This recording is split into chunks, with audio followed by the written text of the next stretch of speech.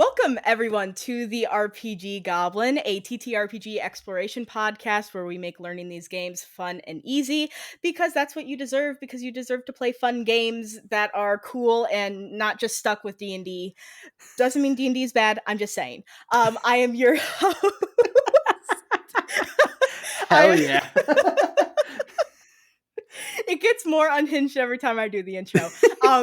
I am your host, Willow, the resident goblin who asks all the questions and just obsessed with TTRPGs in general. I just like talking about them, and that's why I bring on other people to talk about them because I need someone to feed my desires of this. And so in today's episode, we are going to be talking about designing one-shots, specifically designing one-shots that actually last one session, because I'm sure many of you have experienced a one-shot that was planned for only one game, like, okay, let's do this, and then it ended up becoming a 4-shot or an 8-shot, which I hope it didn't become an 8-shot because that's actually a lot. That's a campaign. That's a campaign. Yeah, that's Quite a mini frankly, that's a campaign right campaign. there. On today's episode, we have Grant to talk with us all about designing one-shots, which is absolutely perfect because he runs the show Game Master Monday, which basically specializes in playing one-shots in all kinds of different and cool systems. And so to actually know everything about Grant, I will let him take the floor and actually introduce himself properly and not my just weird all over rambly introduction. So there, go ahead. No, I liked it. It was perfect. I'm Fuck glad. a script. Yeah, this shit is unscripted. I do not I can't script, and so we do it by the seat of our pants. That's exactly how you run a one shot. Well, I'm just kind of Woo! So hi, I'm Grant. I am the titular game master over at Game Master Monday, where we play a different one shot in a different system with a different cast every episode. You may Yes. recall me from an earlier episode where I came on and talked about Arc Doom because I was the guide for a show called Bella's Comet, and I'm free. I am free from that obligation now. If you haven't heard that, there is a big twist. I'm not the guide anymore, but spoilers, kind of, sort of, not really anymore. But hey, go listen to that too. But I'm here to talk about one shots and Game Master Monday specifically, so you get me for both my shows.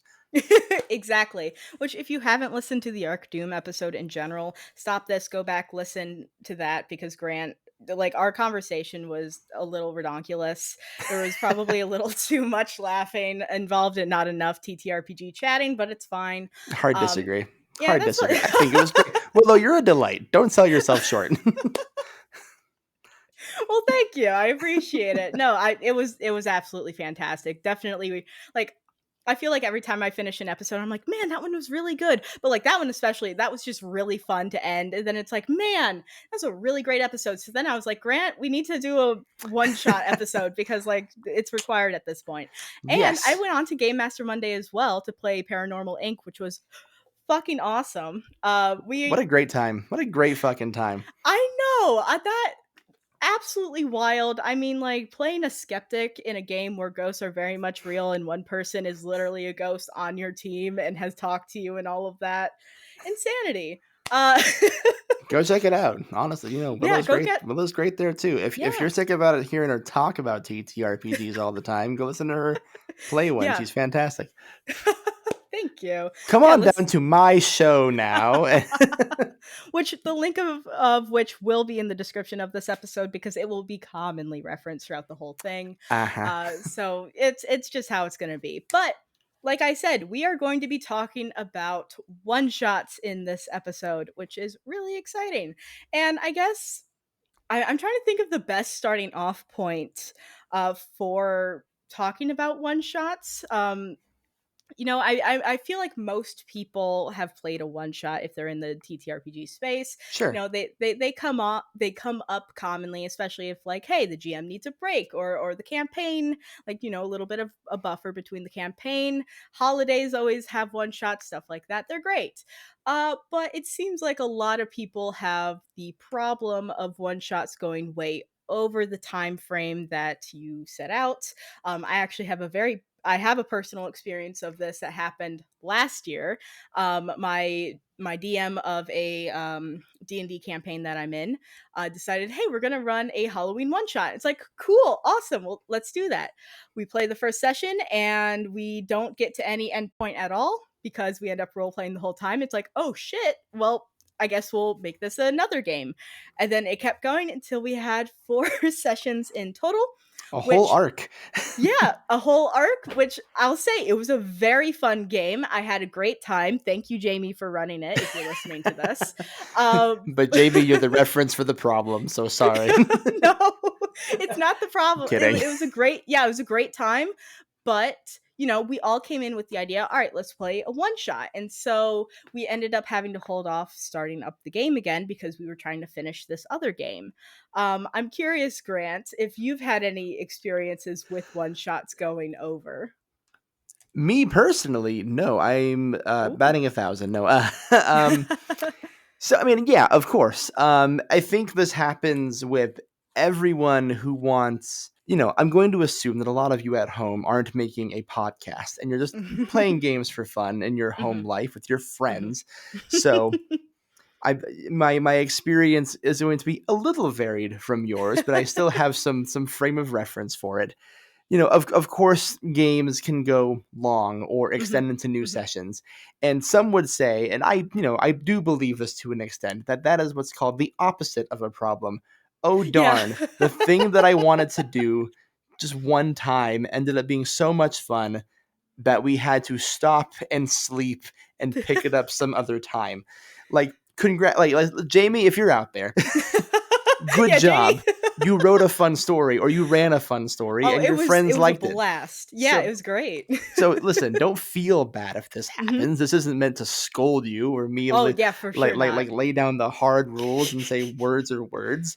But there is that intent behind the name one shot, right? Like this Mhm. is something that you're doing because maybe the main campaign just ended a big arc and your DM is Mhm. like, I need time to write what happens next. Or Yeah. it's Halloween or the Yeah. holidays or I don't know, Arbor Day. And or maybe there's somebody at your table who's like, I want to try running a session Mhm. sometime. Can we do a one shot? Like it's gonna come up and Yeah. we want a little taste of something different. Yeah. So I'm here to give you advice on how to write, run, and keep expectations in check for the one shots you want to do. And the best advice, if your main concern is how do I prevent it from becoming a 2 or a 3 or a 4, oops, I'm the Mhm. DM forever now shot, is The terrible pipeline. right. I hate making the first rule a don't, but Mhm. this is my don't rule. If you're writing a one shot and you're not running a module per se, my most important rule is always less is more Oh my god, slash yes. be open to killing your darlings. And what I mean by Mhm. that is you are probably going to write down a lot of stuff that you think is really cool Yep. and you want your players to find all of it and you're just itching to get it in there. You have to be okay with things being missed or flat out skipped for time. If your Yes. friend group is like, we're going to do a one shot from 6 to 10 and you've got 4 hours to get it in and it's like the 11th hour and you're not even close to the big fight that you need to end it, guess what, pal? It's fight time. It doesn't matter. Like, put the clue that they need to find in the Yep. thing they're holding, dog. It's time to go. It doesn't matter if they don't find the cool thing. Mhm. And you got to be okay with that. Something I like to do as a one shot runner, if there's stuff that I was excited to share them that I didn't see, is I'll just like I'll stash it in there. I'll Mhm. get the ending going. We'll finish the session. You're probably all gonna want to talk about how fun it was Yep. after, Yep. and then I just fucking tell them. Yeah. Like, hey, do you want to know what was in that closet? Of course you do. I'm genius. So, There was such a so just cool thing. It was a dead body, and like all of this stuff is gonna connect, and it would have been great. yeah. No, I love that though because I very much agree with that point of like keep it simple, and that's something that's taken me a little bit, even with like just campaigns and stories in general to approach. Like less is more because that opens up opportunities in long games. But in one shots, you literally have so much time. Look at a session of your normal game. How much do you really complete in a session? Like I adding do in a all lot of the shopping usually. I'm always like, is there a hat store? is Can there a there hat be a store? hat store? Can I start a hat store? And now we're playing a now we're playing a small business simulator I'm where just we trying to all get start a wander home store. into every game I do. I just want to be a badger Honestly, selling hats. honestly, I want that now. But yeah, it's like actually look at your sessions. Like how much do you complete? I think that's a good framework to look at if you're not used to running one shots or even designing them. Like how much do you complete in a session? How many like points are you able to hit? And in a one shot, you have the extra challenge of having to actually introduce the story, introduce the characters, things like that. So it's not just, oh, we were already playing this game, so we can get into it already. You have to actually start the game. And I'm curious if you have advice for that specifically of actually starting one shots in a way, especially if any like urgent ways, like do you think urgency is a good way to start a one shot? Stuff like that. Yeah, I think so. I wouldn't use the word urgency per se because that gives Hmm. like a hectic nature to it. And the Yeah. last thing you want your one shot to feel like is rushed, right? Oh, for sure. There is your one shot is going to have a faster pace than a Hmm. typical campaign game Hmm. because there's going to be a beginning, middle, end Yep. right here and now. Um, I honestly, starting a one shot is not too estranged from starting your campaign proper. Hmm. It's going to be a little bit faster for Yeah. sure. So you have to be a little cognizant of how long you're spending Hmm. doing character development.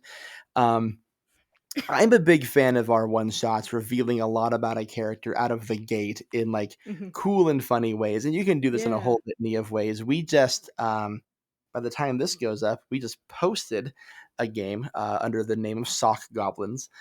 Ooh. And you haven't heard it yet, but it'll be up by now. Uh, Yeah.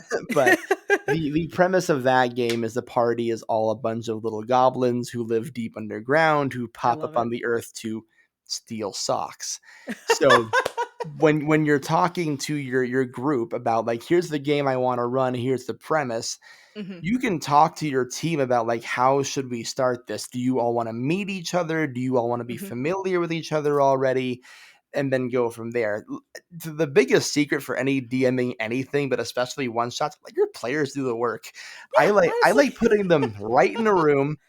Here's the situation. Talk. And they're gonna be so excited to reveal all the things they have hiding about their characters that it'll Hmm. just come up. So Yep. like the intro to Sock Goblins, one of my favorites of all time because the cast bought so hard into the concept Hmm. and we just plopped them in a room together. Like you are four here, you are friends, you are goblins who live in a big hole together, and you know what you're called here to do, discuss. And then they discuss, and it's very fun and funny. I am so excited about this. It's a hoot. I also like just pushing characters together. Hmm. I ran a D&D one shot for my sister and Kay from Dude Where's My Drift, where they were two warlocks from two Hmm. different sides of the planet, and then they Oh, had the fun. same patron. Hmm. So the patron calls them both into his office one day. So now we have all the context we need. Oh, we have the same guy. Okay, Yeah. that's why we're here. Hmm. And then they get fired. That's so good. They get fired for being well, I mean, the reason I gave them was because there was a it's a long story. It's not a long story. It's a short story. It's a one Hmm. shot. But the economy was the reason. The warlock economy was bad, and their otherworldly patron fired them to save money and to hire his nephew. So it was economy and nepotism. And then the goal was go get a job, go get a new patron, escape the Hmm. far realms, basically. Yeah. So, like, bring your characters together either, very quickly and give them their goal out of the gate, or have Hmm. them already know each other and give them their goal and get them out of Yeah. the gate. Yeah, I don't like I've always had a hard time. There was one shot recently where we played Fishblade. Fantastic game. So good. Fish wielding blades. That's all you need. And I ended up struggling a little bit because it was a little while since I DM'd at that point, especially a one shot. And so I was like kind of getting back into it. I'm like, I don't like, I feel pretty confident. And then I started and I realized Oh no, I started at the wrong point of like trying to introduce, like I was trying to do a slower introduction that I would normally do in maybe a campaign where we're Sure. just like, meeting these characters for the first time and we have sessions that we can actually meet them and all of that and do action. But I started to panic like about 30 minutes in. I'm like, "Oh no, no, no, no, no, no, no, no, something's going wrong." Oh And so no, I we're had to still on like, page 1 and it's been a long time. yeah, and I'm like, "Okay, we gotta rush forward," and what ended up happening is as soon as we actually kinda got forward, we pushed past that point, we got to actually, like, the meat of the game, which was them basically getting hired to go kill an undead clam. Fantastic, it was so fun. Naturally. Yeah, yeah, it just Naturally. wanted to have conversations and stuff, and the way that it's a great time. But, like, yeah, that was the one struggle with that, and if I didn't realize that was a problem at that point, if I didn't have that prior experience of running one shots where it was a little bit faster, we probably would have gotten, like, midway through when, like, the actual time for the game ended, and it's like, okay, yeah, being able to shift those gears quickly is also really important with running a one shot, knowing when things do need to get pushed forward, killing your darlings, stuff like that. Just get it over with so that we can continue on the story because we want to have a fun, climactic, and, action, usually action-oriented ending. Like, we Yeah. want to do something cool. The trick is a clear goal in the Mhm. very beginning, cuz the reason you'd spend longer on character intros than you do a campaign is because your players have probably built someone with uh, a somewhat deeper backstory, and Yep. they have a lot they want to reveal over the course of Mhm. several weeks, months, years of your lives that you're going to be Mhm. playing. And a lot of things are going to change about that character. Yep. One shot characters are designed to be born and expire. So, like, I kind of like, if you're so like, if you're a GM or a player for a one shot, imagine everything you're building as a fly. Flies live a I like day. it. They are Yeah. born, they fly, they eat shit, they die. So you have to like look at your one shot characters the same way. A fly isn't being born being like, gee, I sure have a really complicated relationship with my mother who's a dragon. I better not run into her in like 5 to 6 months. That fly is like, I have to eat shit right now or I will die. Or rather, and I will die. Yeah. So like figure out what your character's I have to eat shit right now is and run that Mhm. into the ground and let Yeah. whatever happens happen to them. So the same thing goes for players. Don't be precious. Kill your darlings. Don't write a whole ton of backstory. Mhm. What shit does my character need to eat Yep. and now? Like Yep. or why is my character being forced to eat the shit that is Yeah. being given to them? Like answer a question about your character and fly with that character.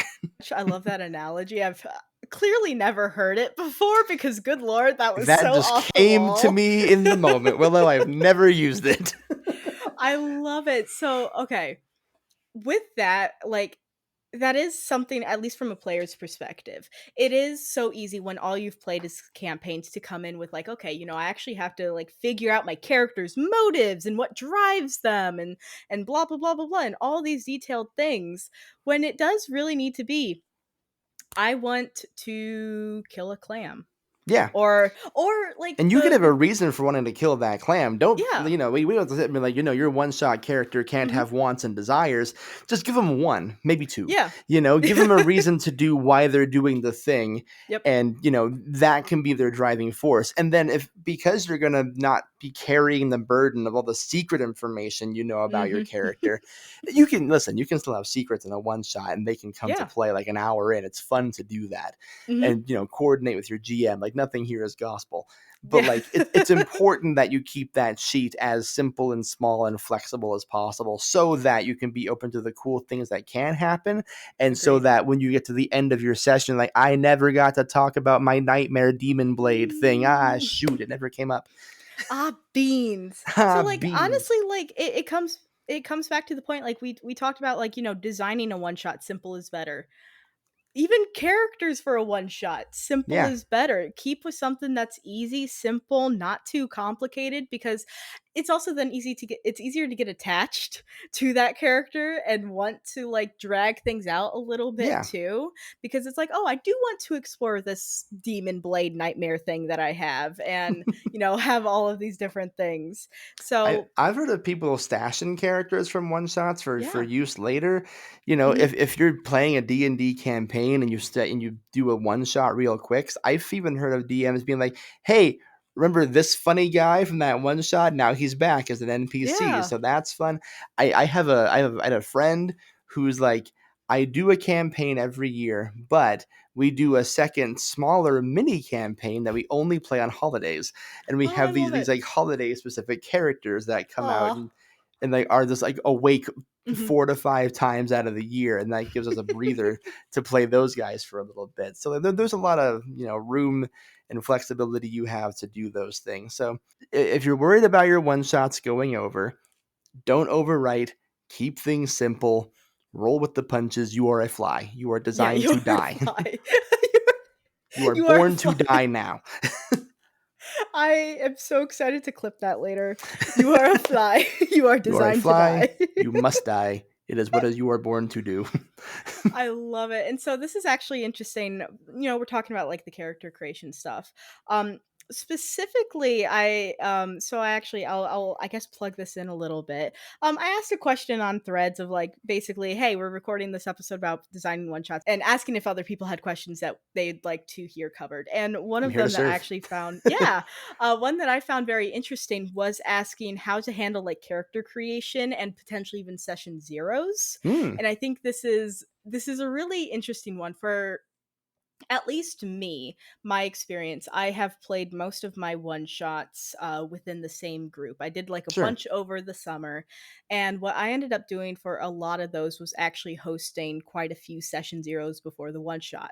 Now, I wouldn't recommend this for everyone because that takes time. That takes basically almost another session and a day to do. But the reason that I did a lot of these was because I was introducing a bunch of new players to these games for the first time, to TTRPGs for the first time, to specific games for the first time, and I wanted to make sure that they were comfortable. I wanted to make sure that they could actually like approach the game and like that they weren't nervous about it, and to like Yeah. just like be like, "Hey, any questions that you have, let me know and we can go over everything," and to create characters since again, it was a lot of their first times. Great job. So, yeah, Good. it was Do great. that. I love those session zeros. They were awesome. But I know for a lot of people those aren't approachable because Sure. again it takes a whole nother day, and Yeah. then you have an It's adult still a life. one shot, and Yeah. zero is a number. I get Zero it. is enough. I love According to that. the Arabians. Yeah, so I mean, I'm curious of what, because at least with when I was on your show, there was a little bit of talk of like what we were doing for characters, but like no, like we didn't have an actual like session zero or a character Right. creation session or anything like that. So how do you handle most of your one shots in regards to that? Yeah, so our show has a fast turnaround time. We're Hmm. recording, and a month later that baby's out. So session zeros aren't always feasible for us. Yep. Um, that being said, if you're doing a home game and your players want to be like, "Hey, can we talk about this before we do this? Because I have a lot of questions." Say yes. Yes, First and absolutely. foremost, always do that. Always listen to your Yep. players. I love using group chats, Discord messages, Mhm. Instagram chats, whatever you've got, and making yourself readily available for Mhm. those sorts of things. That's what I do for Game Master Monday. We put Yep. our cast together, we figure out which messaging service everyone has the easiest access to, usually Discord, but for my more in person friends who aren't pro gamers, we use Instagram. who, who aren't gamers, Who aren't gamer girls. nerds. Listen, I know a lot of millennial theater kids, and they're all on Instagram, Willow. So when I do an in-person game and I get my friends who Yeah, no, I get perform it. on the strip in an underground Hmm. theater, we're reaching out via Instagram. Yeah. In which Don't case, have I time have for to remind my Discord. co-producer, "Hey, you have to use Instagram," and she goes, "Ugh." But the point of that long-winded story was, I like doing my prep work, my session zero work in those threads Hmm. because I can be very clear with what I'm expecting out of certain Yep. things. I can put out my safety tools right then and there. You can be very like, hey, if you need anything, ask it here or ask Mhm. me directly. You have my information. That way, when Absolutely. everyone comes in, they're feeling pretty prepared, you know. And Mhm. always treat your players the way they want to be treated. If they're like, hey, I'm actually having a hard time grasping it via text, can we talk about it? Yeah, of course. Yeah. Heck, even like carve out time if you're going to be doing a one shot, being like, hey, we're going to do a one shot for 4 hours, but I'm leaving the first hour open for us to do character Mhm. creations and learn the game, and then we'll do like a really basic one shot of it for three Which hours works really, really well. I did a World of Blades game, which is like a simplified Blades in the Dark Yeah, system, and I did that exact thing where we didn't have time that week. Like we didn't have time to have a session zero type thing. So it's like, hey, right before the session, we're gonna create characters and go over all the rules and stuff. And I'm going to actually piece together your characters in this pre-written, not a pre-written, but a thing that I wrote. And yeah, honestly, I'm still, like, so proud of that freaking game because I'm like I good. had 0 time to actually add in the characters, and I thought it came off really well. But I love that idea, though, a lot, have that hour carved out or however long you are able to have it. Sometimes if you're using a system or a game that you're familiar with already, you don't always have to do that. Sometimes it could be just 30 minutes or people could come prepared, and then you can just play the one shot too. Yep. It's I mean the real answer, the less long answer is it's whatever your players need. I Exactly. I like group chats. Easier I like still them too. carve out Mhm. time for it, because like asking your friends to meet twice is always going to be hard. Yep. Leave that possibility open if your one shot goes long, as opposed to like having a whole other meeting to talk about the thing. Yeah. So like just be open to whatever your players need. Mhm. Group chat, hour long preamble, whatever you need. Yeah. It just whatever works for you and your group, which is, like, at the end of the day, the advice for any TTRPG thing, like, whatever works for you, whatever's the most fun for you, like Yeah, I mean, like at the core of anything we do, with everything we talk about on this show or any TTRPG you play, the goal is to have fun. You're playing Yep. make believe with your friends, so like ultimately, nothing matters. We're all gonna die one day, but if you want to make the experience as painless as possible, here's some cool things you can try. Exactly, no, I like What are we if not all flies who are just being born every day? Mhm. I love this fly I'm gonna analogy, good ride this lord. analogy into the ground, Willow. I'm Yeah, gonna find no, a way. absolutely. And I keep bringing it up. Yeah, no, this episode, like, the way that this is gonna get teased is just, like, fly gifts and Fly. I'm whatever. gonna get sent flies in the mail. Piss my wife off. Yeah, please don't send Grant flies in the mail, Don't find my address, actually. Yeah, Don't like, do don't that to do me. that. Don't dox me. Like, what were we talking about? No, I love that. No, this is great, good lord. Yeah.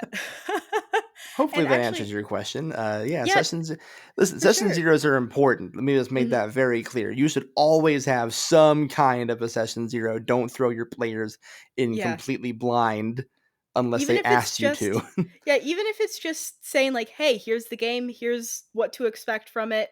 Like, what are you guys thinking?" And like back and forth. Like Yeah. it can just be that. Like just communicate. I mean, Yeah, cuz the this most important thing to do is figure out everyone's lines and veils out of yep. the gate. So whenever I bring anyone new on the show, I don't assume anyone's an asshole, but I also Mhm. don't presume that people are going to assume I'm not an asshole, right?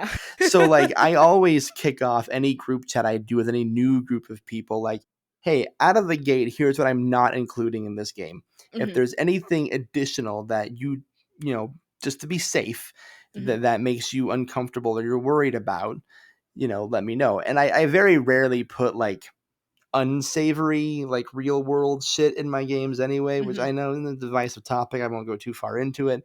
For me, I'm just like, I'm a silly, goofy guy. So this is me a silly, goofy Yeah. game. But if there is going to be something where I'm like, we might be drifting into uncomfy town, then I'm like, I'm Mhm. going to just out the gate be like, here's what I'm thinking is going to be Yep. included in this. We had a very recent example. We did a game called Agophagus. Mhm. This is kind of both examples, actually. We played a game called Agophagus by the wonderful, brilliant, beautiful people at Six Legs Games. Um, homies of ours. And Jenny, who's my co-producer, was running that game, and she was like, what are people's like lines and veils? And we had Mhm. one that came up that was gonna be in the game. So Mhm. Jenny just like, okay, cool. What I'm gonna do is I'm going to make the slight adjustment to this part of the story Yep. so that it'll be better for you personally. Like always, always, always do that. Yeah. Like bare minimum common decency stuff. Don't make your friends uncomfortable if they're Mhm. already agreeing to do your weird shit with you. Yeah. You know?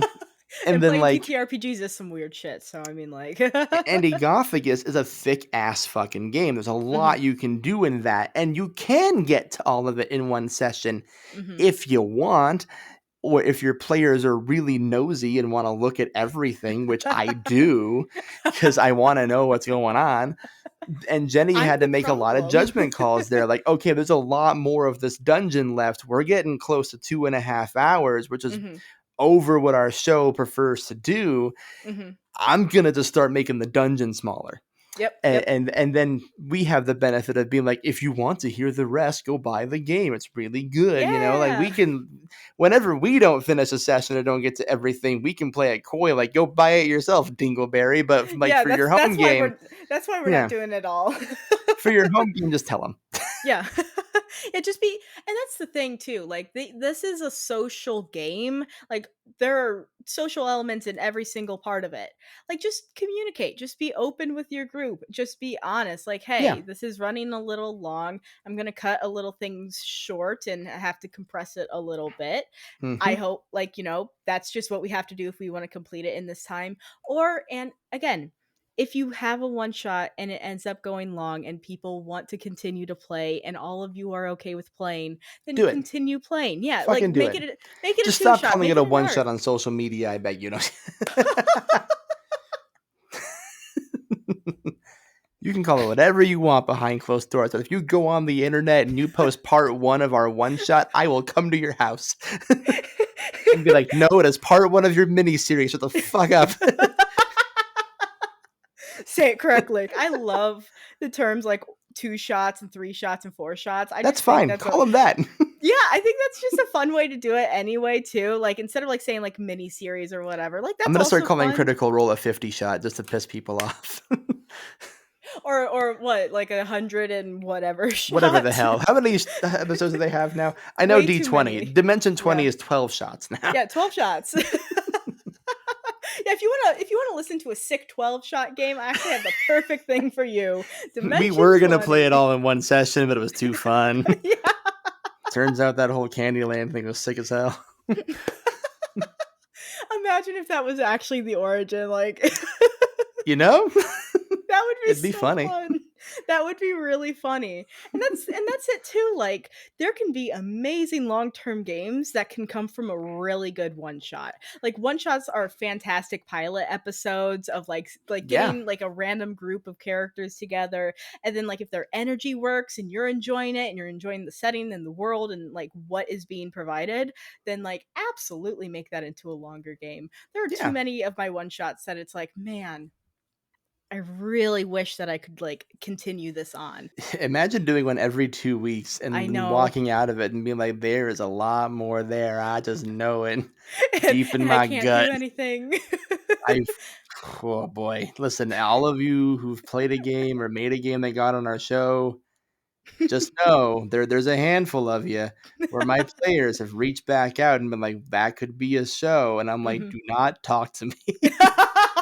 Get out of my face, I don't need more temptation. I'll, No, I'll, but, I'll, like name, I'll name drop a few of those. Hey, Renee who made Hopes and Dreams and Ro who made Play Ball. I'm talking to you. I'm talking to you please. too. Yeah. No, I love it. That's so cool. And that's the cool thing about one shots too. Is I feel like it's a great way to introduce yourself to a bunch of new games to then when you have an opening to play something longer term, then you can be like, well, know what? We love this Glitter Hearts game. We had a great time with it. That was really fun. We can Love Glitter return Hearts. back to that. Glitter Hearts is so good. So good. So I good. played it once and it's a crime because I want to play it more and I'm Do it. really upset. Play more. Grant, Play more. I Yeah. wish I had time. What's up? I wish I had What's time. the All right. problem? I'm Make a running. podcast and live your life, Willow. What's so hard? I'm running a full-time game right now. I'm playing in another one. I'm running a podcast. Do it I can again. only do. I'm playing on other people's shows. Like I only have so much time. I just love egging people on. It's fun. No, it's great. No, it's. But actually, another question though that I got on the Yeah. threads thing was specifically asking about like convention play, talking Ooh. about introducing people to like new games since there is so much time. Let's say I've actually never been to a convention, TTRPG convention specifically, so I don't know usually how long the time blocks are. But let's say, hey, you have 2-3 hours. That may be generous, but I'm not quite sure. Um, I'll tell you, but it is. oh, It's generous. So we're talking like designing a one shot to show off a game you're featuring at a convention, right? mhm. Yeah, I let's I say have running a new experience in game. this. Oh, all right. Yeah, actually, tell me. So, what are the expectations with going into a one shot in a convention? Because again, I have no idea. Yeah, I've got two different schools of thought for you, Hmm. and it's from the two very different conventions I've done for running a one shot. The first one I did completely virtually, and it was Hmm. for a convention. Shout out Brian for this one, but for the Brains and Brawn Con. Hmm. Brian, who makes the wonderful, really simple RPG Brains and Brawn, who he's under the name Fighter Guy Studios on I think every social media. Hmm. Right, just if you search it and he pops up, it's the guy with the big beard. Um, Super nice guy. He did a whole convention just for people to come try out all of his different modules for Brains and That's Brawn. so cool. It ruled. It was some of the most fun I've ever had in a convention setting. It was all virtual. Now, to Hmm. be fair, that was a convention designed to feature one system. Of course. So there wasn't panels, there wasn't like signings, or Yep. normal convention fare wasn't happening here. It was just there to be like, I want as many people as possible playing my game. Which, if Hmm. you're a game designer out there, it's kind of a low key brilliant move Oh, to for just be sure. like, I just want all of you to come in here. It's free. Come play my game. And then if you love it, buy it. Yeah. And I mean, so when's there going to be I a ran a Wander Home game. convention, please? J Dragon, call out. Yeah, I J don't know how Dragon, much pull I please. got with you, J Dragon, but if you do a Wander Home convention, I'm there. That would be so fun. Seriously, that would be I love really Wander good. Home.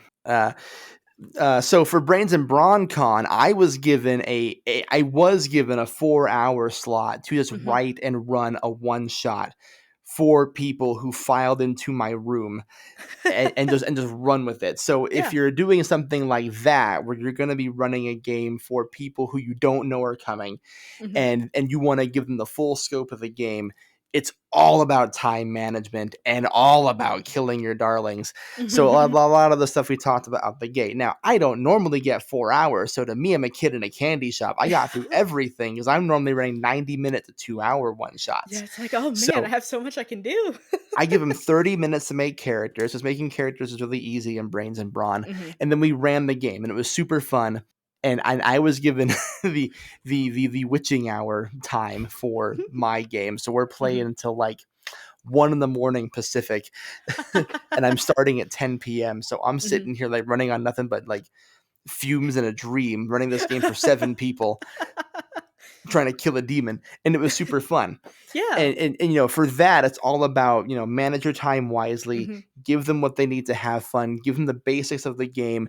Don't overload them with like oh, a cool new twist, or Mhm. I'm gonna reinterpret the mechanic this way Mm-mm. because we're having fun. Like you're if you're in my case, being hired to feature the game, do the game justice, and Yeah, for put sure. the game ahead of your story, Mhm. and you'll end up having a good time, because people, if you're good at what you do, you'll have a good time. Mhm. Now there's the other end of the coin, where you are running a booth at a convention and you're fighting for other people's attention, and people know they can come to your booth to test out your game. Mhm. Brother, I'm giving you 30 to 45 minutes. You better have pre-made character sheets ready to go. you better have a cheat sheet next to that character sheet so they know what to roll, when and why, turn Yep. orders, whatever you need to make your game operate smoothly. And you are giving them a level 1 ass mini adventure to give them a taste for it. And don't make it like a basic ass adventure, like all tongue in cheek. Like there be a cat in yonder tree. Give Rescue them the some cat. bones to chew on for sure.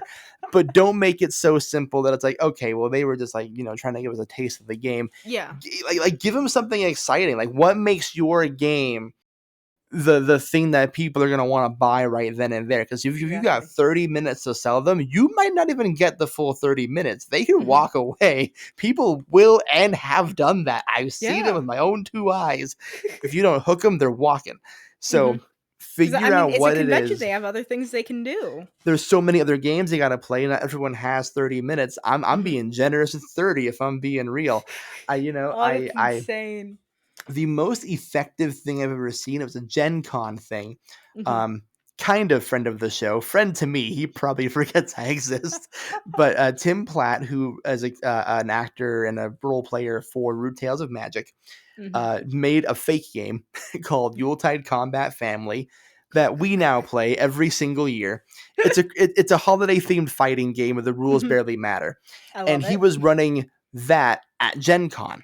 Yeah. And pretty much you saddled up. He gave you one of 6 sheets that he wrote himself. The sheets looked fun and silly and had little like moves on them. And you knew what you were getting into out the bat. He had you duke it out for like 10, 15 minutes. And it was super fucking fun because you're just being hot and goofy fighting as like Martha Cratchit from A Christmas Carol against the leg lamp from A Christmas Story. It was so fucking fun. So like find the most fun mechanic of your game, build your one shot around it, assuming you gotta get this person's attention within 10, 15, 30 minutes, and run with it. Don't waste time explaining. Let your Yeah. game do the talking. I actually love that, especially in the perspective of like, if let's say you only have 30 minutes, you can't really introduce all the rules to a game and stuff like that. You Centering can't it even around. introduce the character. You Yeah, can't let no. them, you can't tell them what they're about. You were like, here is your character. You are I'm just going to make up a system here on the fly here. You are a fly and you are about to eat shit and die. Found a way. I'm going to keep doing it. It's a good bit. It's a good bit. It is a good bit. If No, you are yeah. making your fly game, hand the person their fly. Like, here is your fly. Here's what they can do. Here is your setting. Yeah, who's gonna be making the fly eating shit RPG? At this Like, point, me, I yeah. guess. Oh my god, Wouldn't another be the thing to add first to your time I wrote an plate. RPG based on a bit. And it won't be the last. And it won't be the last. If you follow Game Master Monday on Instagram and scroll down far enough, you will find a little game called Nice. It is a system agnostic system for you. The whole premise is you play with a D100. If you roll a 1 through 50, you succeed. If you roll a 51 through 100, you don't. And if you roll a 69, you super succeed. And you can say nice. Of course. Yeah, nice. Nice. Yeah. Nice. That's it. I love it. No, that's so good. But no, but like just to on the point, like, yeah, you Tie can't it really in. introduce you can't really introduce just one game, like just like a game's mechanics at the table. You have 30 minutes, you have a limited amount of time. Some people have the privilege of having a longer time block if you're playing a home game or something like that. But if you're introducing new people to a new system, you need to either have it be a really simple system that's really easy for people to just like look at the sheet or a reference sheet or whatever and understand, or simplify the rules for this one game. Yep. Because then if you try and do a D&D one shot and explain how every mechanic in D&D works and get into grappling, then something went wrong. I feel like. I have this stick I've always wanted to do for a convention. Maybe one day I'll do it. But I've always liked the idea of step up to my table and roll a d20, and then you can role play out of one of 20 different scenarios. Oh, I like it. Yeah. Sometimes that helps, so that way you get a good variety of things. You can introduce a Mhm. whole lot of different mechanics you're excited about, and people can be like, wow, that was a really cool, interesting thing they did. Yeah. Or hell, roll this d20, here is your character. Roll this d20, here is your situation. There's a TikTok account you can follow called 60-Second Dungeon. It's very silly. Do not get me wrong. It's a very silly TikTok account, but it is a guy essentially guiding a person with no like character stats or anything through random dungeons for 60 seconds. Take inspiration from that. People are always going to remember your shtick before they're anything else about you. They're not going to be like, oh man, I would have got that game from Willow, but she spent like 20 minutes trying to teach us how to play the game, and then we started playing it and we had to like get through a whole bunch of stuff. Like, no, they're gonna be like, we went to Willow's table and she fucking like she's handed us a sheet. I rolled a dice. I was flabbergasted. She told me I was in a haunted curio shop and I was being chased by chattering teeth. And I'm like, oh, okay, I'm in it. Here we go. Like, let's go. Shock them. Like, give them your gimmick. Yeah, and then show them your favorite mechanics. You know, if I was running a D&D table, the only thing I would be worried about that person doing is roll this dice and see if it works. That's the only thing I would worry about. If I was running a Call of Cthulhu table, all I would be worried about, I roll these 2 dice and see if you fucking die. You know, like that's a brutal ass game. If I was running a Wander Home table, I would be only concerning myself with the mechanics that are fun. Like, what is the coziest part of Wander Home? Like, hello, come to my booth. Here's the soup mechanics. And be like, oh fuck, there's a soup game. That's so cool. Like, actually go into go to a cozy place too. Like, start there. Don't start like, no, you've been on a journey for years and or months or whatever, and up to this point you just got start at a really cozy town and start a hat shop and eat soup with your flies. with your flies. Okay, concept. All the bits. Everyone plays Wander Home, but everyone plays as a different kind of fly. Ooh, but instead of kinds of flies, I guess there are, huh? Yeah. There's fruit flies and horse flies. Who's gonna Dragonflies? I don't know. Counts. J Dragonfly. That's a free one. Anyway. Yeah. It's a little late. It is a little late. It's been a day, but you know, this is the vibe for the episode. So you guys, we bring a certain kind of je ne sais quoi to our chats here, folks. Exactly. You are welcome. We're professionals here. Professionals. We know exactly. Between the two of us, there's 3 whole podcasts under our belt. Exactly, which means that we're qualified, right?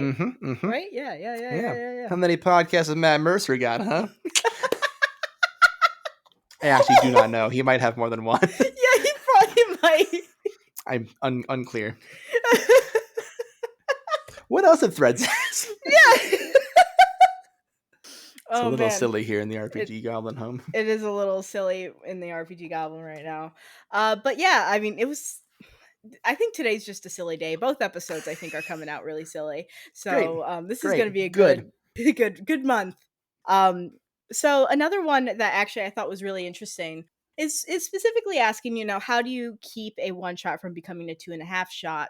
But what I specifically want to cover is 2.5. That's funny. Yeah, no, it's like really. What happened in session 3, my guy? Who hurt you? Yeah. I mean, I guess you could have finished it midway, and then you all decided. Yeah, you didn't need as much time as you thought. Yeah, and it's like, okay, I guess we can just. I'm glad you learned restraint at the 3rd one. You know, like okay.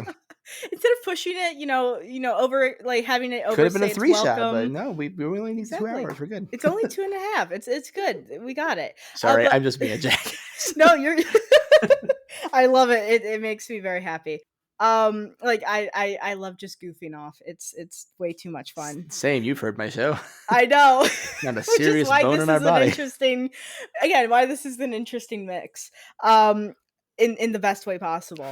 But specifically what I thought was interesting was they were asking like how to basically prevent going over a 1-shot without railroading, which is always a fun topic when it comes to TTRPGs. And I did just advocate for railroading earlier.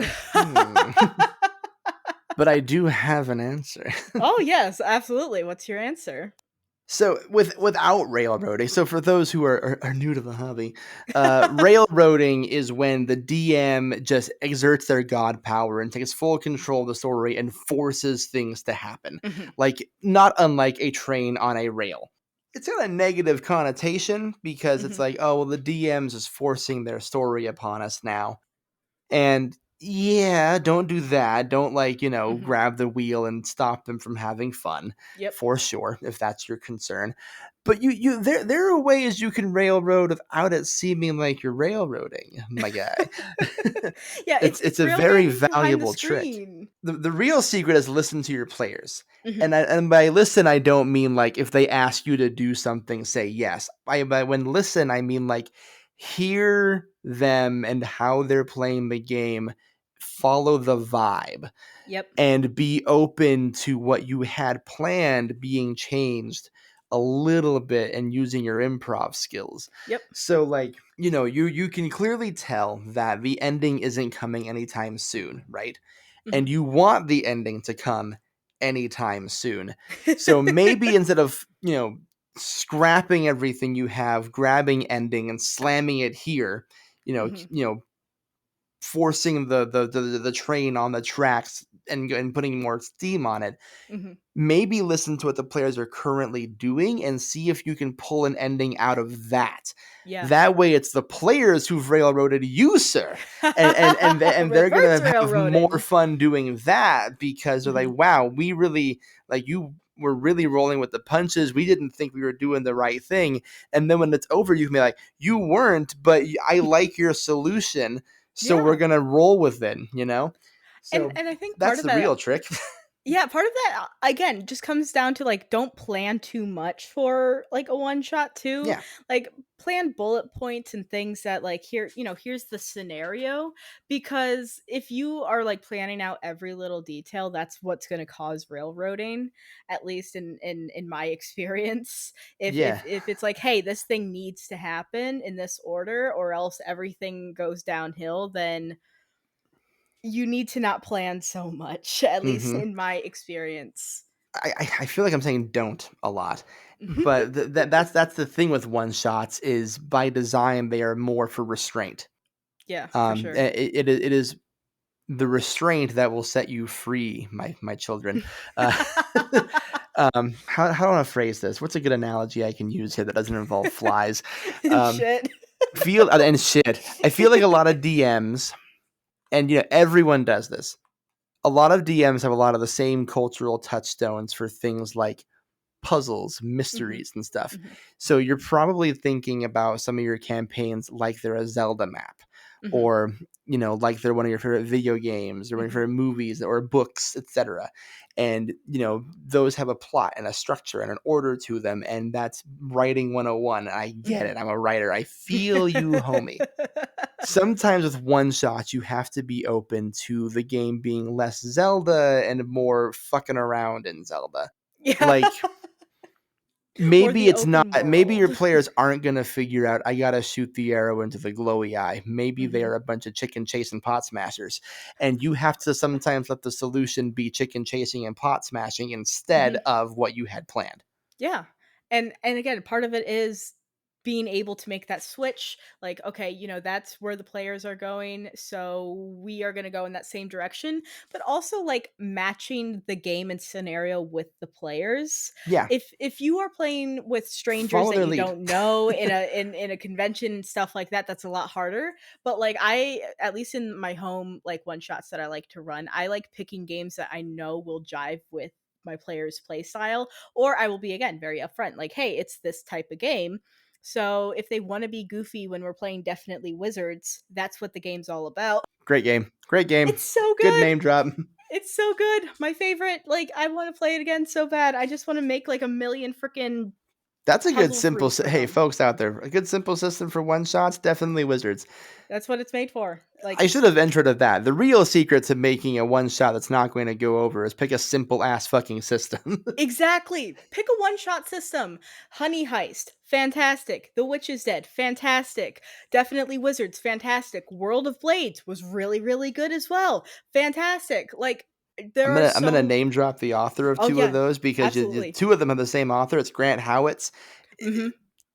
Grant Howitt's my shining god. A lot of people have the game that got them into really being good at a certain style of play. Mhm. Grant Howitt's wherever you are, mwah, because The Witch is Dead is mine. Oh, The really? Yeah, Grant Howitz is one of the reasons I have Game Master Monday, because Grant I love Howitz it. writes brilliant one-page Mhm. RPGs that are So good. easy to grasp, have maximum flexibility, maximum goofiness, and I was like, "Oh, a man after my own heart who simply wants a whole bunch of funny times and a really easy to grab thing." I tried to get the hang of D&D.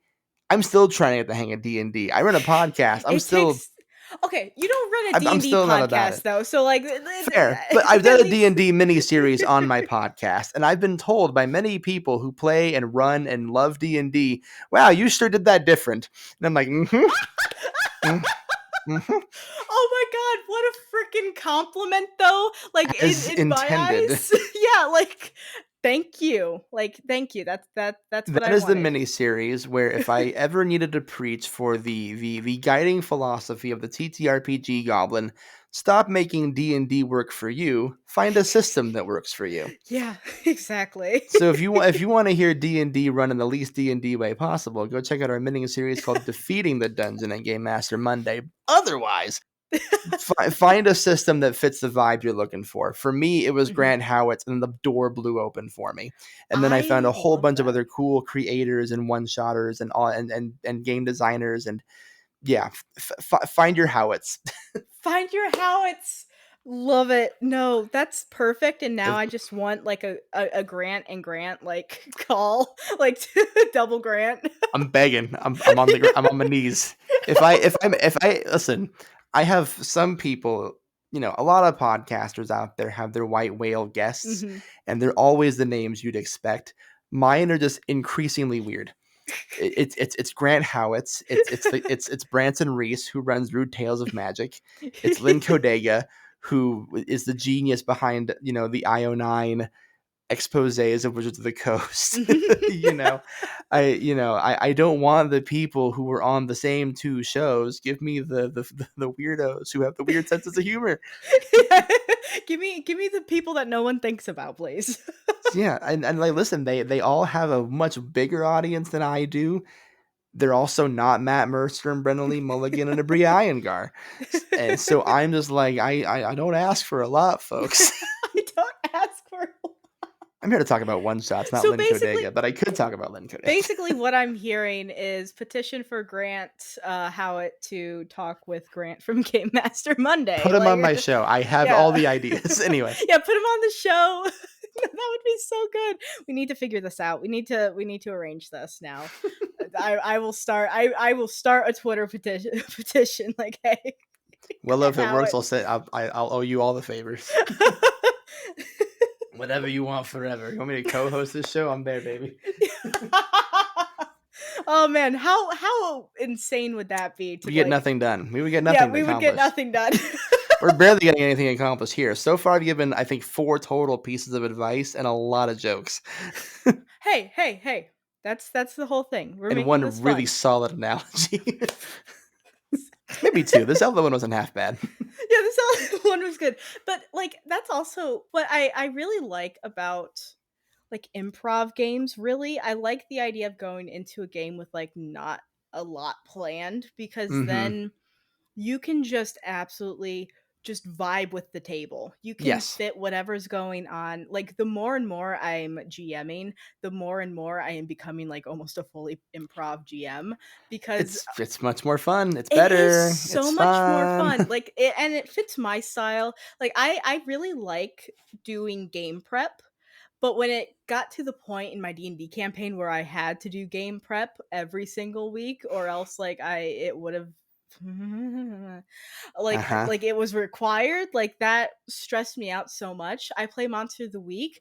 I'll tell you what, I haven't prepped for um at least maybe 10 sessions, Good for you. and we have, like, we've played 15, I believe.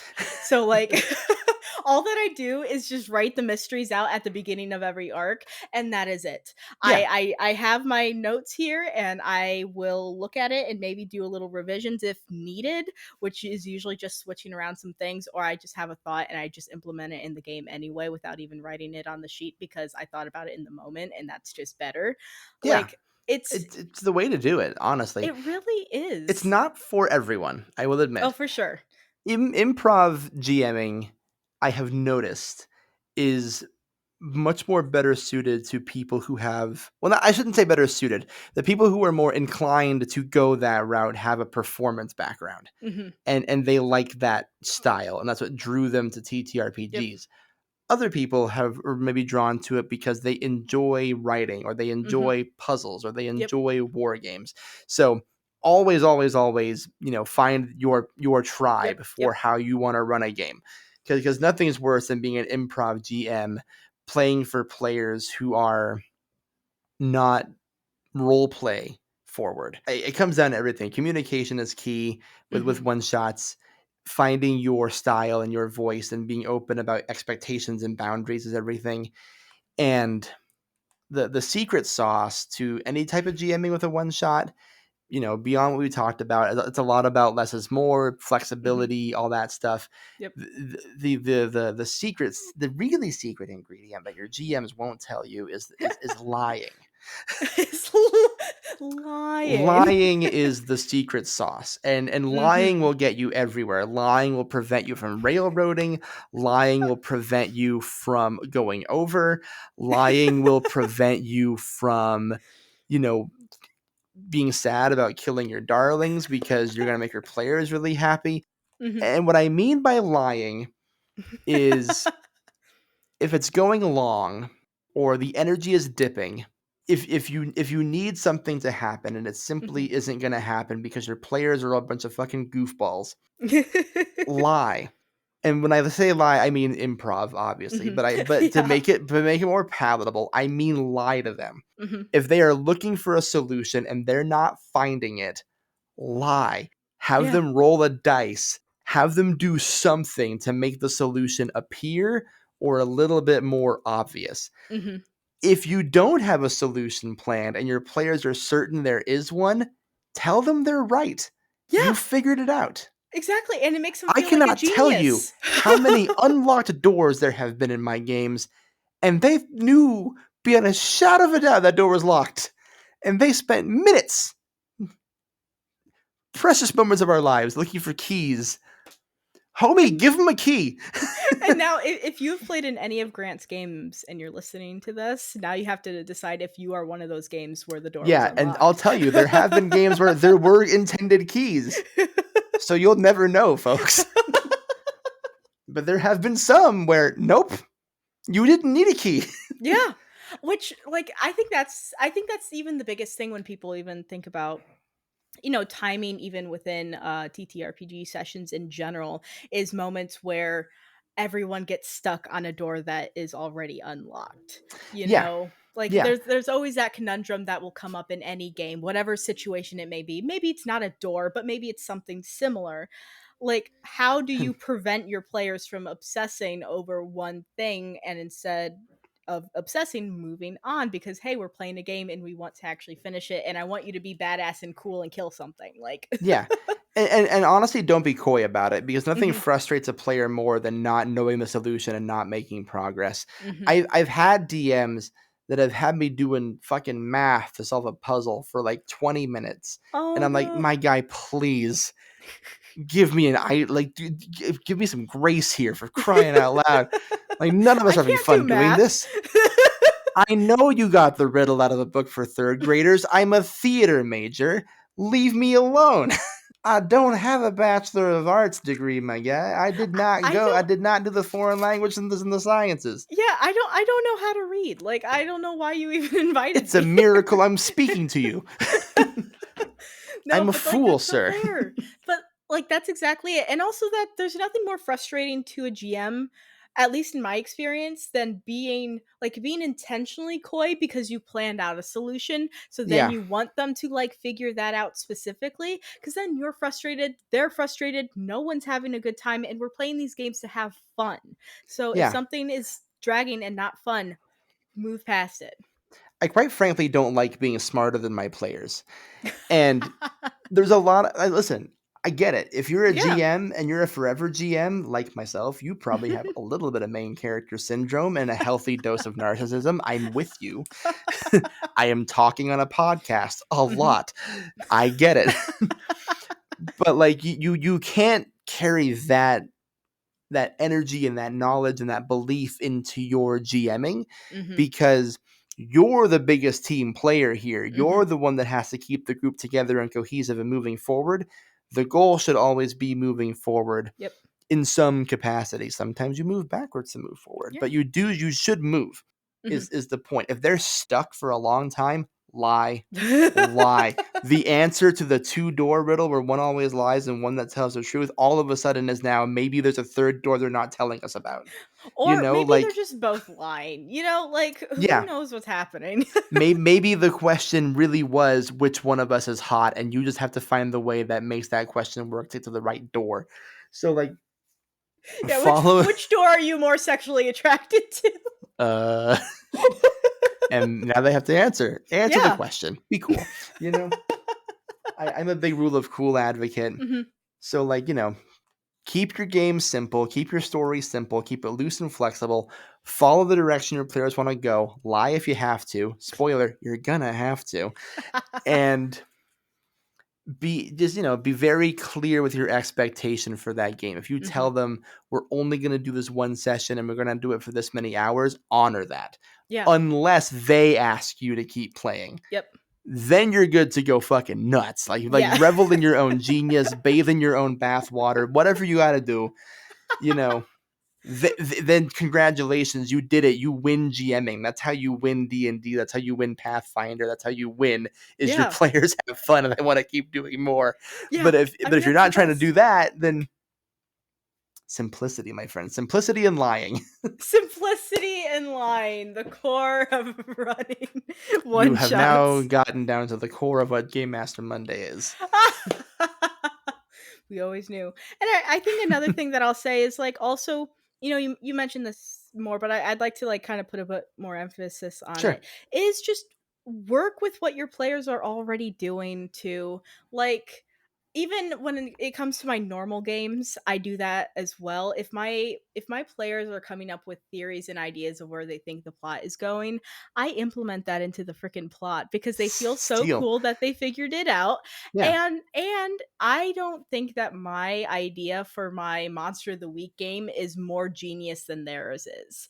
So like I am open to changing it up if it Yeah. fits, if that's what works. And I've done the same thing for one shot games too. I go in the direction of whatever they think is cool. So it's like, hey, we really like fighting these pixelated zombies that came out of a video game and we don't really want to figure out like this big bad guy that's going on, then that's Yeah. what we're doing. Like we will focus on that and then we'll do the big bad guy at the end to finish up the game. Like focus on the things that are fun for them, and as long as you are having fun too, of course, because you are a player in the game, you need to have fun because your fun matters just as much as anyone else's. It But matters the most. I'm scared. yeah. A cool trick you can do if you're also worried about that kind of stuff about because we're seeing a lot of things like be open, be flexible, Mhm. get rid of the stuff you wrote, and like that can be intimidating. So Yes, if very if you're much. worried about that kind of thing and you don't want to cut stuff, a trick I like to use in my one shots is write a problem without a solution, so Mm. that whatever the solution is can be determined by a really good dice roll or a Ooh. really good bit of role play or something. I Yeah. can't tell. There's an episode we just ran with the brilliant folks over at Rainbow Dice Club Mhm. where we play a game called Beach Episode. The whole point of the Love it. game is to do a fun beach episode. Yeah. That game is nothing but problems without solutions. It is just things they can do and whatever happens happens. Mhm. That way you're not worried about like, oh, what if they don't do what I had planned? That way you're just like they're going to do exactly what they want to do and it will either work or not work. So are you saying we don't need a plot? We just need to like bring up like we just need to provide problems. Yeah, so sometimes I mean you write a plot, for Yeah. sure. Like you can still have a story in there. Sometimes your story is this is a really weird thing you're in. Here's a weird setting. Get out, and Mhm. that is the ultimate thing they Yeah. have to solve, and how they get there is less important than the what they do to get there. Yeah, no, I So agree. No, I think Different strokes that's for different folks. I'm very heavily, clearly into like improv and role play as a mhm. GM myself. And if you're not into that, I'm sorry, I cannot help you. I'm not a Yeah. rules guy. Yeah, same. But I like ask me to run a game of Pathfinder as a one shot, and I don't. I literally, I'm asking someone else to do it for me. So yeah, I will play Pathfinder. I will play it, and I will probably enjoy it because rules are fun. yeah, But when you're the I'm not. player Yeah, and yeah. you When can you're the ask someone DM. else, can I do this? Yeah. When you're the person being asked and you don't know the answer, it's scary and intimidating. Yeah, when you have someone who literally has memorized, probably not memorized, but pretty much memorized the entire Is book and can familiar. answer If any you're of the GMing something, questions. you're probably obviously like know what you're talking about to an Mhm. extent, right? So then when someone asks you like, "Can I do that?" You're just like, you know, and no one's having a good time because then you're Yeah. pulling the book out and looking for an answer. So Yeah, like, which is not fun. yeah, so I like problems without solutions for that Mhm, reason too, because then you can use the mechanics you already know as the solution. Like, well, mhm. if you roll high enough, then yes, you can do that. Yeah, no, I like that. And what I was saying with like not necessarily making a plot is because I think it's really easy to come into a one shot or a TTRPG game in general and be like, here's a plot that I want to play out. When Yeah. it could just be a problem. That is then the plot. Like it doesn't have to be okay, this whole overarching story that brings everything together. It can be as simple as, hey, of course my brain blanks as soon as I want to give Yeah, an example. no. You are a fly. You've been born. I've been And born and I'm slowly dying right now. It's been a yeah. long day. What It's am I gonna almost do with 12 in the myself now? morning. No, but for example, my Glitter Hearts game, one of the big things was the fact that a bunch of these video game machines from an undead arcade exploded out and were let out into this basically like 80s themed shopping mall. And so, like, but I made kind of the mistake of tying that into something a little bit bigger that Sure. then like ended up like it was fine. Like I think everyone was still interested in it, but like that wasn't the main thing that got everyone excited. The main thing that got everyone excited was the fact that there were a bunch of video game creatures that were just let loose in a shopping mall and they got to save people and explode zombies into pixels. They had the most fun with that. And that's just a problem. I'm like, hey, all undead pixelated creatures are outside. Save the people That in the mall, rescue see, them all. that's great. That's a problem without a solution. You know, you've introduced the problem. You don't know how they're going to solve that problem, and now the main thing they're doing is that thing. Yep, That's the core of what I'm getting at. You exactly. plop them in there in the beginning. Like this is the reason why you're all together. Maybe we'll do a little bit of a scene and give you Mhm. the flavor of the vibe that I'm presenting here Yep. for you, and we're on our way. You should know what the problem is in the first 15-30 minutes of your one shot, right? And Mhm. then I personally like writing a big sandbox I can goof Mhm. around in. Like, here's all the Yes. options and flavors of ice cream you can stick your fingers in. Here's all the toys you can play with. How you play with them is up to you. And some of Mhm. those are problems or solutions. And then you go from there. Maybe you want to run a one shot where there's a very clear goal you want to Mhm. get to. You know, maybe you have some detours on the way there. Make those, very clearly introduced out the get Mhm. go. Don't hide a lot of stuff and boom, like that's the main thing you need to do. I'm all Mhm. about like writing a setting with a lot of doors Mhm. or a setting with a lot of different places you can go to and people Yeah. you can meet, because then it's like a choose your own adventure one shot, Yeah. and at a certain point you'll hit the end and you'll have the solution figured out because you already know what goal you're trying to get to, Mhm. and all these other things are just the pieces of the puzzle your players are connecting to make the end happen. So Yes. maybe don't write a plot, but don't write a middle. Yeah, don't Give write a middle. No, that's a Let the fantastic players point. write the middle. Give them their urgency out the gate. Smack them on the ass. Send them on their way. Be like, there is the problem on the top of that hill you got to get to. Mhm. And here's all the things between where you are now Mhm. and that middle. Where do you want to go? How do you want to do this? Yeah, I love that. And now this is making me even more. I've been dying to like run a big sandbox game like campaign, and this is just making me want to do it even more. Like Land It's of fun. Aim, I am looking at you right now. I I swear to God, that game is probably going to be like the only thing I play for a long time because I have issues. Muppets crossed over with Lord of the Rings. What could be Oh, I've better? seen this. Yeah, yeah, yeah, yeah, It's yeah. so good, and the fact that, like, there's literally a whole book that's just filled with locations, random quests, and encounters, and NPCs, and stuff like that makes Oh my heart man, so happy. if you're into that, can I turn you on to another system? Absolutely. There's a game called Monster Care Squad. Mm. It's by Sandy Pug Games, friends of the show. I'm winking at you guys. Love you. Um, Sandy Pug Games made Monster Care Squad, which is kind of what it sounds like. You play a group of essentially monster veterinarians, and you Aw, travel across this mythical land, finding and love helping that. solve their problems. And there's an underlying Yes. plot there. It's a Mhm, genuinely like deep and touching and sometimes kind of disturbing game. It's super good. Lots of cool places you can visit. Lots of cool monsters in that game. mhm. If you like a big sandbox with a world already built for you, I highly recommend Monster Care Squad. Yeah, no, that That's a actually great game for a that one sounds shot or a fantastic. campaign IMHO. No, that is now starred in my notebook here. Like I will be looking into that because Gorgeous game. Gorgeous because game. guess what? Guess what? Sometimes I don't want to make a world. Sometimes I just want to experiment with the fun things that they provide in a world. Like again, this game has a whole supplement PDF that is just random encounters. Yeah. It makes me happy. Listen, for all of you folks out there, including Willow, who love that kind of stuff and not having all the work done for you and running modules and that kind of thing, my hat's off to you. It drives me nuts. Oh, I can't. I have never run a module in my life. Actually, wrong. I have run a module, only a definitely wizards module, which is just basically it set the rooms up, like, Yeah. and that's it. But Even that, especially for the show, I like putting my own personal touch and stuff. oh, I I And, still did. you have to. And like, Yeah. sometimes when I say I want my own personal touch, I mean more like, give me your bones. I'm building the skeleton. I'm building the muscle and the Hmm. flesh and the hair and everything.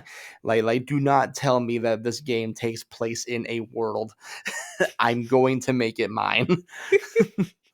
No, I love that. With very few exceptions, I say that. Monster Care Squad being one of them, because you know what? I'm not gonna fuck around with that system because it's a powered by the apocalypse game. Hmm. It's already a story built on a system. Hmm. So like I ain't gonna fuck with that. But if I'm more inclined to run a system than I am a someone else's story. Yeah. Because A, I don't want to fuck your story up, and B, Hmm. I don't like writing. It's fun. Yeah. It is fun. Again, I love doing prep for games and stuff. For my Monster of the Week game, actually that's a big reason why I love Monster of the Week so much is the fact that it's a trope, not an actual setting. It doesn't tell you what it's going to be because Yeah, it could be Doctor Who, it could be Buffy, it could be Supernatural, it could be Scooby Doo. Like it could be so many different things and it's I just love a whatever system. you I want. love a system. Tell I me the rules, and I will make them work in the story I want to tell. You know, Exactly. It's so good and that's why again I just love different games though. It's just because you get different things never that you would can have play around guessed.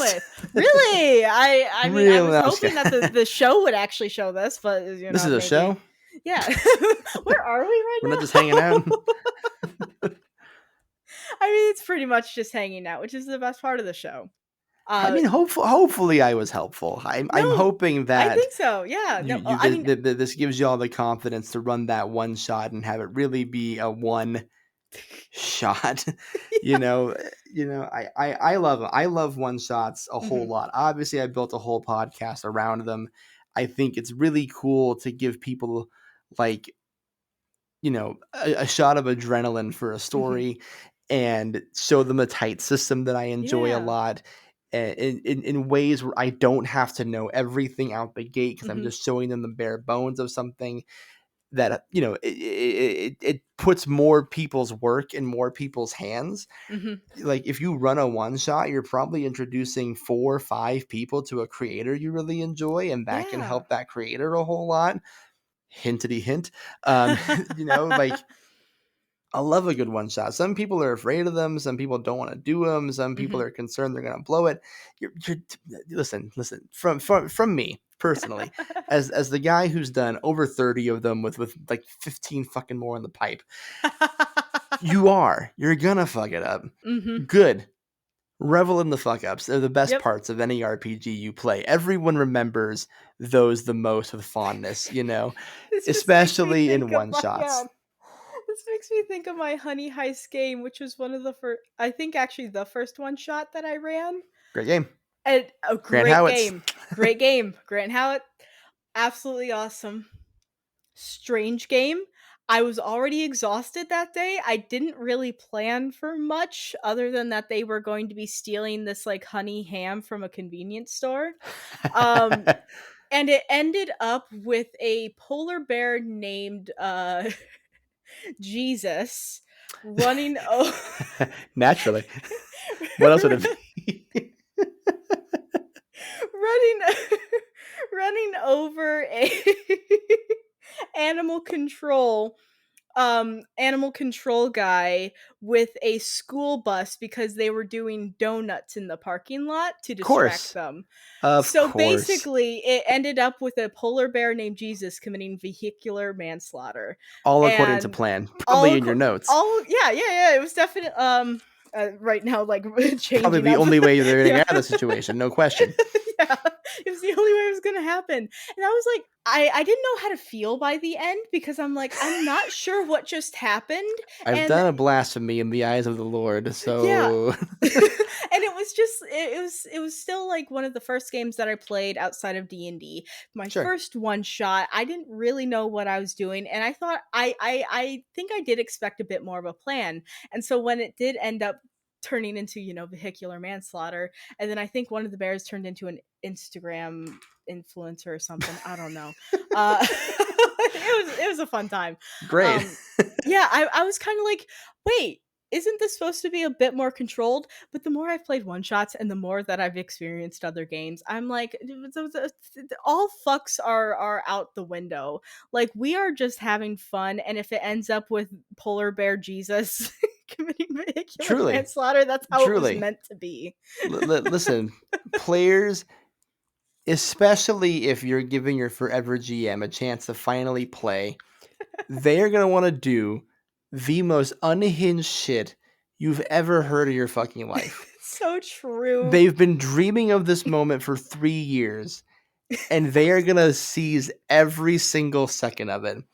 And you, my friend, just have to roll with the punches and let them. Yep. Don't and of course, when we say let them, we of course mean, be unhinged responsibly. Don't fucking be a jackass. Don't be a jerk. Exactly. Don't ruin anyone else's good time. We're assuming that all your friends are cool when we talk about these advice tips. Oh yeah, for But sure. let them be unhinged. Let them drive the car. Let them break the pots and chase the chickens. Yeah. Like let them do those and let those be your solutions. Don't be precious about it. Now we've talked a lot about comedy in one shots, and it's gonna happen. If these rules also apply to drama, to be clear. So if you come out of the gate being like, I want to run a super serious one shot just to say that we can, because we've been dicking around in our game for forever. I'm assuming this is your scenario, and you're a big high fantasy fan, and you've all been doing Monty Python for a while in your D&D campaign. Like, guys, can we do one shot where there's like medieval intrigue, and they all go, you know what? Please. Yeah, let's do it. Rules still apply. Yeah. Comedy and drama aren't enemies of each other. They are two sides of the same coin that follow the same rules. The only difference is how you react to what happens. Yeah. A man falling down and breaking his back can be tragic or funny depending on what the audience reacts and what sound effect you play under it. So it's all about the sound effects. Just keep that in mind. If you've been sitting here listening to us goof around and you're like, well, this isn't going to work for my super serious, hyper realistic, brutal ass Pathfinder first edition campaign we've been doing since 1985. Yes, it does. It super does. Lie to your Yeah. players. Let them figure out the solutions and don't even prepare the solutions. Let your dice tell your stories for you. Give them the big evil wizard on the hill that has the really serious monologue you want to Mhm. deliver still. Mhm. Just let them figure it out in the confines of your story. The rules are unilateral. Yeah, absolutely. No, I agree with that because I use these same rules within my Monster of the Week game, which is pretty much completely improv, and that's a serious game. Yeah. We are playing through a story. We are all, sometimes there's jokes and stuff like that, but it is drama, there's mystery there and all of that, and it's the same things. Except do have to keep notes for the mysteries just because I can't just say bullshit and then like if that's going to be the hints that I'm I've, giving I've, them. I've, I've done that. I've written really elaborate mysteries that required certain solutions to certain puzzles that I couldn't improv my way out of, and I'm like, I made a mistake here this day. Yeah. Everything that I've Oops. told you that's a good piece of advice is a thing I learned the hard way. Mhm. Yeah, no, that's all it too. Like, we're giving this advice. We're talking all of this game, but like it all comes down to like we Listen, learn I this I from our fuck own up all mistakes. the time. I Yeah. still don't know how to play most of the games I'm playing. I'm just here to have a good time, Holmes. Yeah, I'm We just just I'm we I'm just trying my wrapped up best. like the first 6 parts of a show called Bella's Comet, Mhm. which is a super I wouldn't say super serious, but definitely serious, Yeah. darker thing than I normally do. And listen, there are certain episodes where your boy didn't come in with a lot of notes. I'm gonna tell you right now. If you go listen to Bella's Comet, here's the thing. Episodes 2, 3, and 6, Mhm. and parts of 5. Well, parts of all of them, but especially episodes 2, 3, and 6 are 90% improvised, and it's a drama show, Mhm. so it's doable. Yeah. It's doable. That's what it comes down to. Everything's possible with enough bullshit. hmm Like You are a honestly. fly. You You have been are born, and that can also be a drama. that I that want to could do be a a really drama. serious one shot where we Yes. grapple with humanity and life and death within a 24-hour time frame from the perspective of a fly. Can we Congrats, do you now have a yeah. one shot. Yeah, can we do I'm this gonna write now? this fucking game. Hang on, Yeah, I'm please. Yeah, gonna no, do this no, for right real. now, right now, right now. I'm This actually is doing commitment. this. No, There's that got to would be a be system for this. there has to be. Like, I really wanna play that now because that is just this is now, like, my favorite bit that's come from an episode. It's like you It's kind of the guiding philosophy of the miniseries we're doing right now because it's essentially 4 one shots tied together through Mhm. one story. So it's a lot of grappling with humanity and death and doing things quickly in a sense of urgency. Yeah. So listen, they're not playing flies, but if you want to hear astronauts do it, come on down to Game Master Yeah, Monday. basically, I mean, moral of the story, go down to Game Master Monday and hear Just all listen to of my the show. Yeah, listen exactly. This could have been a All 5-minute of this episode where Willow could have said, if you want to get good at running one shots, go listen to Grant's podcast. And I'd be like, good night, everybody. And then we'd be done. Yeah, we're over with shortest episode of the RPG Goblin to date. Instead, we spend I about an shuffle hour out and a of here half like Michigan J bullshitting. Frog and we're done, like we're see ya. Yeah, it's just like, "Hey, bye." Toodles. No, I toot my own horn a lot, but I'm passionate about it. Mhm. We have over 30 30 now, I think, 30? episodes over a Game Woo! Master Monday. So I've done this a couple of times. Mhm. you know, I I love them a lot. I love writing. I have a very fun process that I'm really into, and it's fun to be able to share my thoughts and philosophies on it. And listen, Mhm. they might not be for everyone. You might Yeah, be for sitting down sure. and write your one shot right now, writing all those problems without solutions, thinking about what mayhem your players are going to get into, and you might go, this isn't clicking for me. Mhm. And That's that's cool. okay. The Yeah. the real rule here is do what's best for you and your players. But you asked me, so shut up.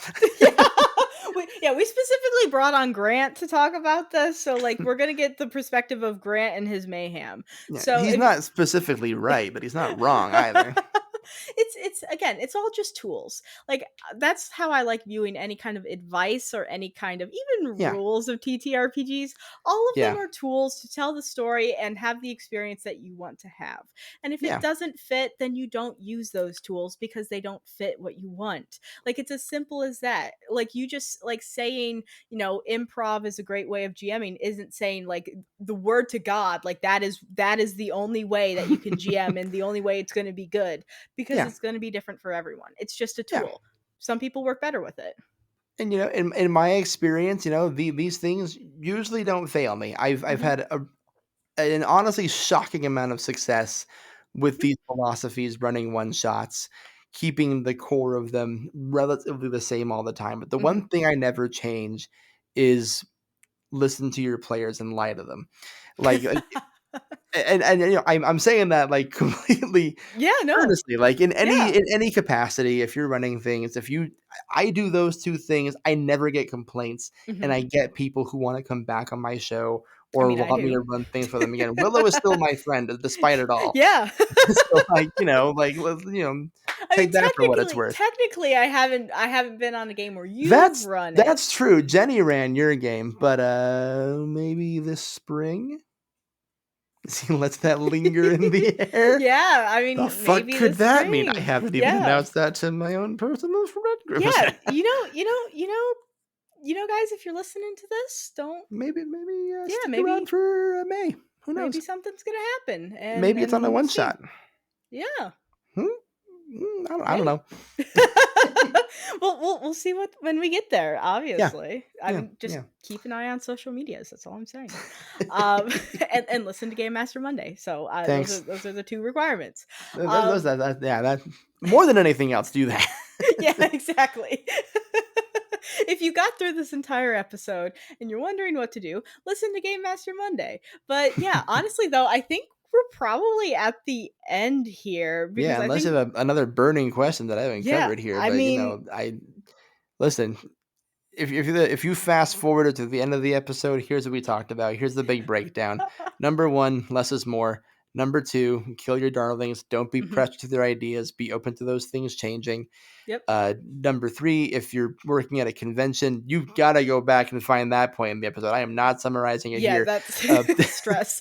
four, four a good trick is to write problems that don't have solutions and let your players figure it out for themselves and feel Mhm, cool and smart. Number five, if you want a sense of urgency, give them their goal out the gate, make it a clear, obtainable, love easy it. goal. If you're making characters, don't overload them with shit. Keep them simple too, homie. It'll make you and your GM happy.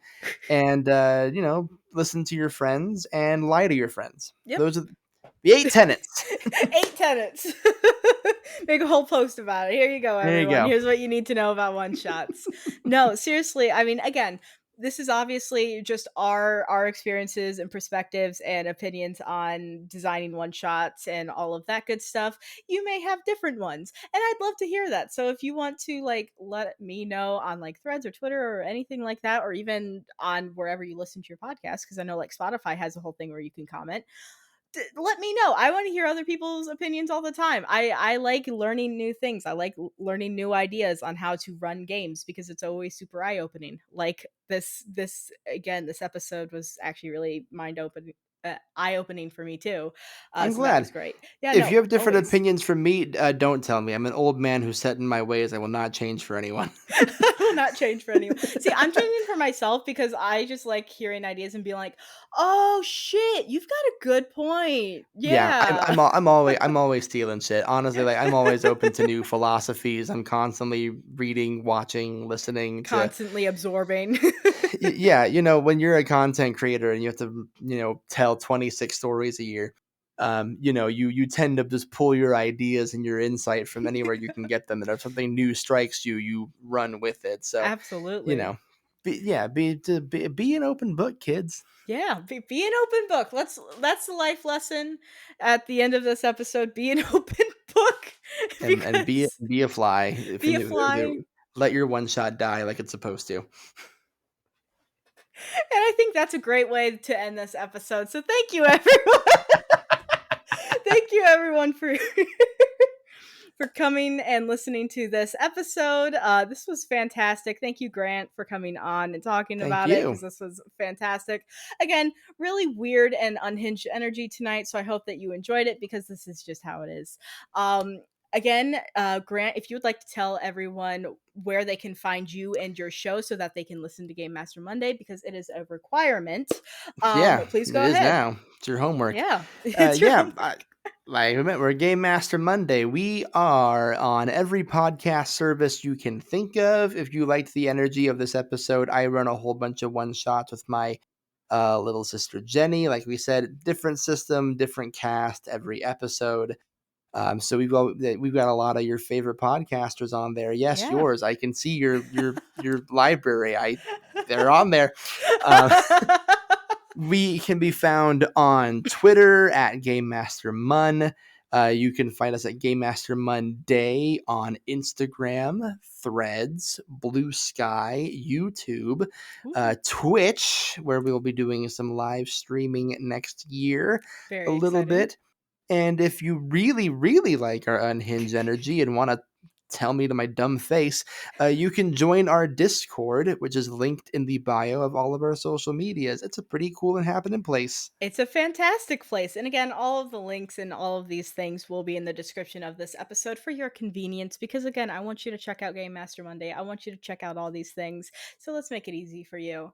But yeah, again, I mean, I think a big thing, this show is all about like exploring and introducing you to new and different TTRPGs. If you want to actually hear them get played out, not necessarily all the ones that's been on the shows, been on this show, but if you want to Quite a hear few of them, though, for quite a sure. few of them, yeah, definitely. But if you want to experience some other games actually get played out and experience the stories and the absolute shenanigans that happen over at Game Master Monday, like it's a great podcast to just get introduced to new games if you don't like to hear me ramble, which I don't know why you would get this far into the episode if that was the case. So And hey, if you're afraid of continuity or for shows going on for too long, folks, we have none. yeah.